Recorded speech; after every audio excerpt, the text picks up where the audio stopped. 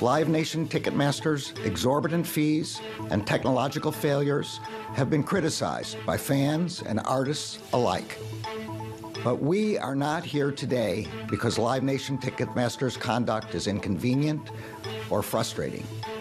We are here because, as we allege, that conduct is anti-competitive and illegal. Our complaint makes clear what happens when a monopolist dedicates its resources to entrenching its monopoly power and insulating itself from competition.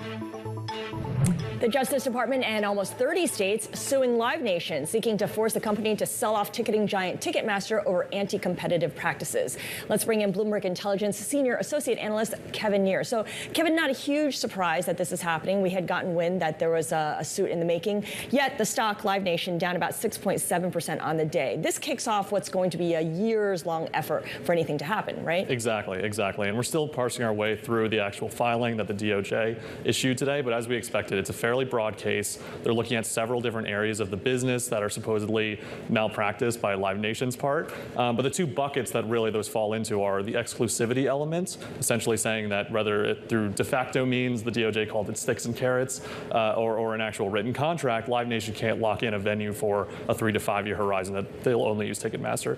And the other side, and this is where the consent decree comes in, is this idea of supposedly tying in different products and services. Essentially, Live Nation can't say, okay, we won't give you a certain artist if you aren't using Ticketmaster, or we won't let you use our venue if you aren't using us as a promoter.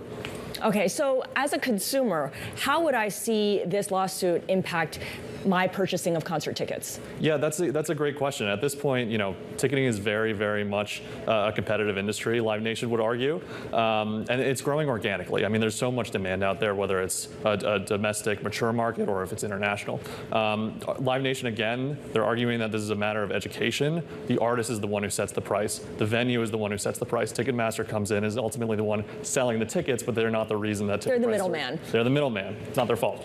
So who ends up winning, who ends up losing with this lawsuit now underway? Yeah, it's very, very tough to say at this point, but we do think that given that Live Nation has this history, again, back to this whole consent decree when they originally merged with Live Nation in 2010, that got extended in 2019 because the DOJ had argued that they were failing to meet those behavioral conditions set, and now it seems that they are still supposedly doing that.